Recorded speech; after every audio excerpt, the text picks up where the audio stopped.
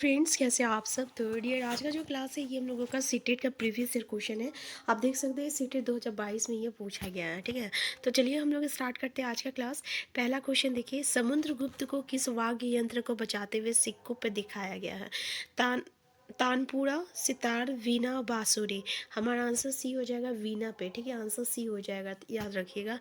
Next question है, A B और सी कथनों को पढ़ें और सही उत्तर का चयन कीजिए।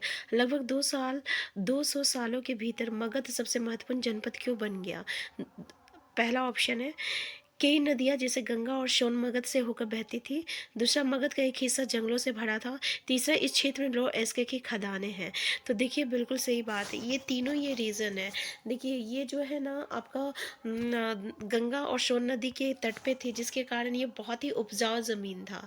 और दूसरा ना, इसका जो अधिकतर हिस्सा जो था जंगलों से भरा था, जिसके कारण यहाँ पे हाथी और जंगल से लकड़ियाँ मिल जा रहा था। तो ये हाथी का इस्तेमाल जो है सेना के लिए किया जाता था और लकड़ियों का इस्तेमाल किया जाता था। इसके अलावा लोहा यहाँ पे मिलता था। ठीक है, लोहा से बहुत सारे औजार बनाए जाते थे। तो जिसके कारण यही तीन रीज़न था जिसके कारण मगध जो था बहुत ही महत्वपूर्ण जनपद जो है उसमें बन के उभरा था। ठीक है, तो हमारा आंसर क्या हो जाएगा? आंसर डी हो जाएगा। आपको पता है कि यहाँ पे क्या हुआ था कि बहुत सारे ऐसे लोग थे जो कि मगध पर जो है आक्रमण करने से डरते थे, क्योंकि यहाँ पे हाथियों को सेना के रूप में रखा जाता था। ठीक है, और जिसलिए बहुत सारे सेना जो थे वो डर जाते थे पहले ही और आक्रमण यहाँ पे करना नहीं चाहते थे। तो हमारा आंसर डी हो जाएगा यहाँ पे। नेक्स्ट है, निम्नलिखित में से कौन सा मध्ययुगीन काल के वाणिज्यिक के शहर का लक्षण रूपक है? पहला, मंदिर अर्थव्यवस्था एवं समाज दोनों के लिए महत्वपूर्ण होता था।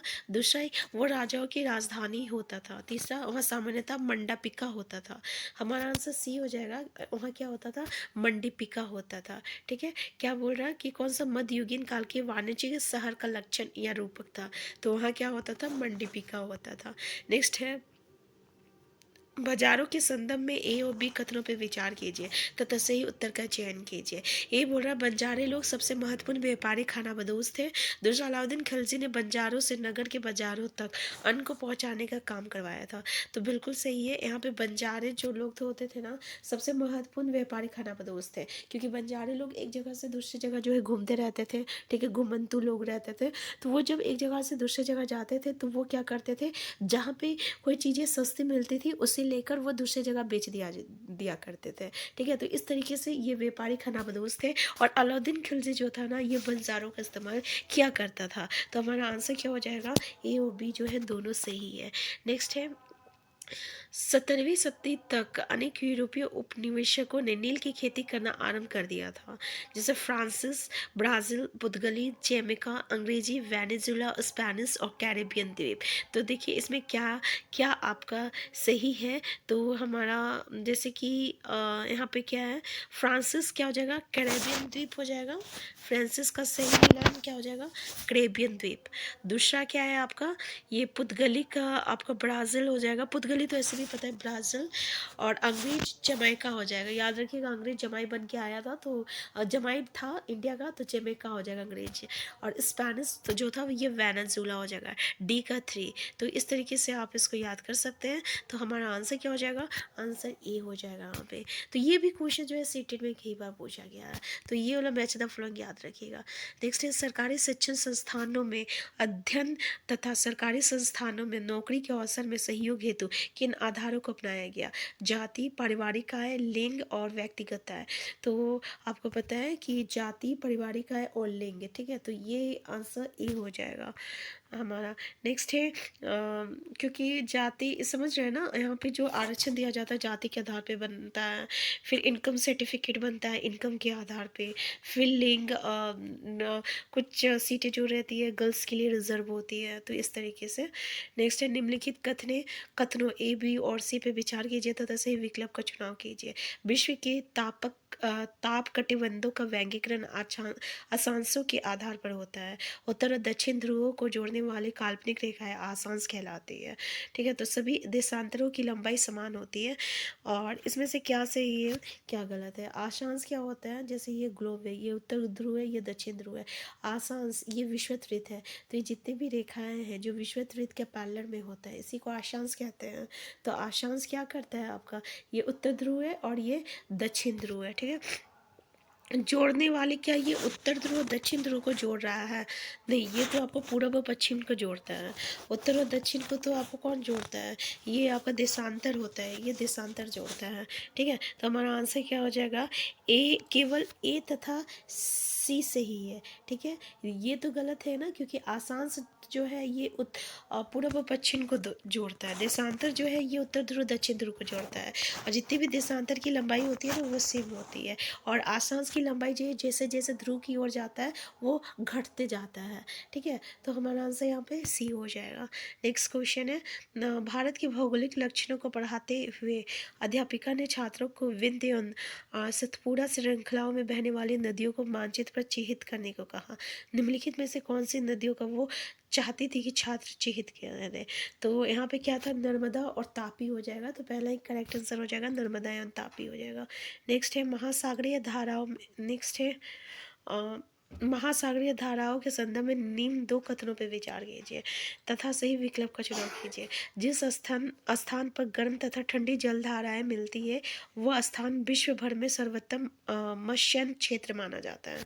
तो ये भी क्वेश्चन जो है सीटेट का मोस्ट वांटेड क्वेश्चन है, कई बार पूछा गया है। तो याद रखिएगा, मत्स्य जब मछली पालन का क्षेत्र जो होती है, जब मछली यानी पकड़ा जाता है, वो क्षेत्र जो होती है ना, उस क्षेत्र पे सब गर्म तथा ठंडी जलधाराएं जो है मिलती है। और जहाँ गर्म और ठंडी जलधाराएं मिलती है वो उस स्थान पर नौचालन में बाधा उत्पन्न होती है। ये भी बिल्कुल स्टेटमेंट जो है सही है, और ये के बुक में डिस्कस किया गया है, इसलिए ये दोनों स्टेटमेंट हमारा बिल्कुल सही हो जाएगा। सॉरी, आंसर यहाँ पे सी हो जाएगा। ये दोनों स्टेटमेंट बिल्कुल सही है। तो ये दोनों स्टेटमेंट याद रखना होगा आपको, कि कभी कभी स्टेटमेंट बेस्ड क्वेश्चन भी यहाँ से इसी तरीके से यहाँ से पूछा गया अभी तक इस क्वेश्चन में से, कि जहाँ पे गर्म और ठंडी जलधाराएं मिलती है वो स्थान नौचालन में बाधा उत्पन्न होती है, और वो जो स्थान होता है वो सर्वोत्तम होता है मत्स्य क्षेत्र के लिए। नेक्स्ट है, वायु दाब के संबंध में निम्न कथनों में से कौन सा कथन सही है? पहला, समुद्र स्तर पर वायु दाब सबसे कम होता है। दूसरा, ऊंचाई पर जाने पर वायु दाब घटता है। तीसरा, उच्च तापमान वाले क्षेत्रों की वायु ठंडी होती है। और चौथा क्या है, कम तापमान वाले क्षेत्रों की वायु गर्म होकर ऊपर उठती है। अब कम तापमान वाले क्षेत्र, जब तापमान ही कम रहेगा तो वायु जो है गर्म कैसे होगा? तो भाई इसमें बोला कौन सा कथन सही है, बोल रहा है ना। ठीक है, और ऊंचाई पर जाने पर वायु दाब घटता है। अब देखिए नीचे क्या होता है ना, लेयर के ऊपर लेयर के ऊपर लेयर, इसी को तो हम लोग क्या कहते हैं, आपका एटमॉस्फेयर कहते हैं। तो जैसे ऊंचाई की ओर जाएगा ये तो लेयर कम होता जाता है ना, तो वायु दाब क्या होता है, घटता है। और जितने नीचे जाता है वायु दाब क्या होता है, इंक्रीज ज़्यादा होता है। तो हमारा यहाँ पे आंसर क्या हो जाएगा? यही बस स्टेटमेंट सही है। बाकी तो ये तो बोल रहा है कि उच्च तापमान वाले क्षेत्रों की वायु ठंडी होती है, ऐसा थोड़ी है। उच्च तापमान रहेगा, टेम्परेचर ज़्यादा रहेगा, तो आपकी जो वायु जो रहती है गर्म हो जाती है और वो ऊपर की ओर चला जाता है। कम तापमान वाले क्षेत्र, ये जस्ट उल्टा बोला है। समुद्र स्तर पर वायु दाब सबसे कम होता है, ये भी स्टेटमेंट गलत बोला है। ठीक है, आंसर बी हो जाएगा। नेक्स्ट क्वेश्चन है, निम्नलिखित कथनों ए और बी और शी पर विचार कीजिए और सही विकल्प का चुनाव कीजिए। ए बोल रहा है, मानव बस्तियां इस बात को दर्शाती है कि किस प्रकार मानव ने अपने वातावरण को अपने अनुकूल बनाया है। ठीक है। दूसरा, एक आदर्श बसाव स्थान के चुनाव में प्राकृतिक दशाओं को कोई योगदान नहीं है। प्राकृतिक दशाओं का कोई योगदान नहीं है, ऐसा तो गलत है कि भाई आप ऐसे किसी भी स्थान पे नहीं रह सकते जहाँ पे प्राकृतिक दशाओं का कोई योगदान ना है।